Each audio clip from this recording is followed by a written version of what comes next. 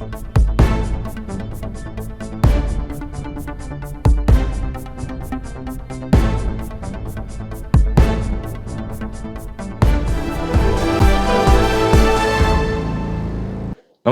Welcome to ఋషి reports. Telangana మాజీ ముఖ్యమంత్రి బీఆర్ఎస్ అధినేత కేసీఆర్ కుమార్తె ఎమ్మెల్సీ కల్వకుంట్ల కవిత అరెస్టు నాటకీయ పరిణామాల మధ్య జరిగిన తర్వాత తెలంగాణలో పొలిటికల్ ఈక్వేషన్స్ ఎలా ఉండబోతున్నాయి? అసెంబ్లీ ఎన్నికలకు ముందు కవిత ఇదిగో అరెస్టు అదిగో అరెస్టు అని ఎంతో హడావుడి జరిగింది. బండి సంజయ్ నుంచి అనేక మంది బీజేపీ నాయకులు కవితకు జైల్లో రూమ్ కూడా రెడీ చేసేసాం, రెడీగా ఉంది అని చెప్పారు. కానీ కవిత అరెస్టు జరగలేదు.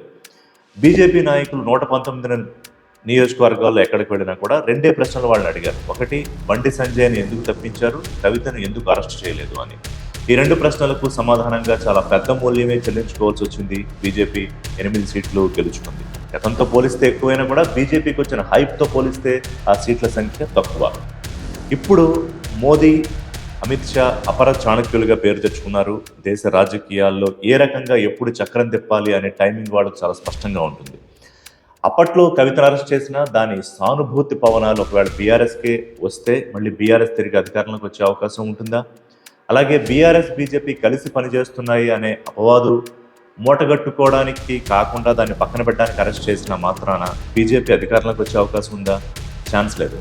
కానీ అదే లోక్సభ ఎన్నికలకు ముందు కవిత అరెస్టు జరిగితే ఖచ్చితంగా బీజేపీ గెలుచుకునే లోక్సభ సీట్ల సంఖ్యలో దాని మైలేజ్ చాలా స్పష్టంగా ఉంటుంది. ఇప్పటికొస్తున్న సర్వేల ప్రకారం 4 నుంచి 6 దాకా బీజేపీ గెలుచుకోవచ్చు అని చెప్తున్నారు. అది మరొక 2 స్థానాలు పెరిగినా ఆశ్చర్యపోనక్కర్లేదు.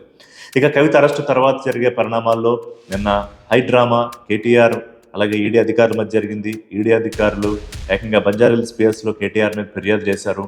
ప్రస్తుతం కేటీఆర్ ఢిల్లీలో ఉన్నారు. కవితను వాళ్ళ కోర్టులో ప్రవేశపెట్టారు. ఖచ్చితంగా ఈ లిక్కర్ స్కామ్ కేసులో ఈడీ దూకుడు చూస్తూ ఉంటే, వాళ్ళు వెళుతున్న పేస్ చూస్తూ ఉంటే కనుక ఇప్పటికే చాలామంది జైల్లో ఉన్నారు. కవితకు కూడా జైలు జీవితం అనుభవించక తప్పే పరిస్థితి కనిపించట్లేదు. ఈ కేసులో అంత సులువుగా బెయిల్ వచ్చే అవకాశం లేదు. అయితే ఇక్కడ రాజకీయ సమీకరణలు ఎలా మారతాయి? ఇప్పుడు క్లియర్ కట్గా Congress versus BJP versus BRS Lok Sabha ఎన్నికలకు వెళ్ళబోతున్నారు. కవిత అరెస్టుతో ఈ ఇద్దరి మధ్య రాజకీయంగా సఖ్యత లేదు అనేది ప్రజలకు బీజేపీ ఇచ్చే సంకేతం. కానీ కాంగ్రెస్ తీసుకునే మరో వెర్షన్ ఏంటంటే ఇది కూడా ఒక డ్రామా. నిన్న కోమటిరెడ్డి వెంకటరెడ్డి అంటే ఈరోజు సాక్షాత్ ముఖ్యమంత్రి రేవంత్ రెడ్డి అన్నారు. పొలిటికల్ డ్రామాలో భాగంగానే వాళ్ళిద్దరూ అండర్స్టాండింగ్లో ఉండి కాంగ్రెస్కి వచ్చే సీట్లను కొల్లగొట్టడానికి అది బీజేపీ ఖాతాలో పడవచ్చు, లేదా సానుభూతి బీఆర్ఎస్ ఖాతాలో పడవచ్చు. కానీ కాంగ్రెస్ తాలూకా ఓట్లను కొల్లగొట్టడానికి ఒక పొలిటికల్ డ్రామా మోడీ ఆడుతున్నారని రేవంత్ రెడ్డి అంటున్నారు. సో రేపు గెలవబోయే సీట్లను బట్టి ఎవరి డ్రామా వర్కౌట్ అయింది, ఎవరి వ్యూహాలు పనిచేయలేదు అనేది మనకు అర్థమైపోతుంది. కానీ ఇది మాత్రం ఒక చాలా కీలకమైన పరిణామం. ఈ మధ్యలో ఒక అంశాన్ని నేను మీ దృష్టికి తీసుకురావాలి. అసెంబ్లీ ఎన్నికల తరువాత సాక్షాత్తు కేటీఆర్ ఢిల్లీలో మకాం వేసి ఎన్డీఏలో ఫోల్డ్లోకి వెళ్ళడానికి భాగస్వాములు అవుతామని చెప్పి ప్రయత్నం చేశారు. కానీ మోడీ దగ్గరికి రానివ్వలేదు. మీకు గుర్తుంటే గతంలోనే మహబూబాబాద్ సభలో మోడీ చెప్పారు, ఎన్డీఏలో జాయిన్ అవుతాను, కేటీఆర్ భవిష్యత్తు చూసుకోవాలి, కేటీఆర్ ముఖ్యమంత్రి చేయాలని కేసీఆర్ అడిగితే నేను నో అని చెప్పాను అని. సో ఇప్పుడు కూడా అదే రకంగా మోడీ నో చెప్పారు. ఇక మరి బీఆర్ఎస్కి కష్టాలు తప్పవా? పొలిటికల్గా చూడాల్సిన పరిస్థితి.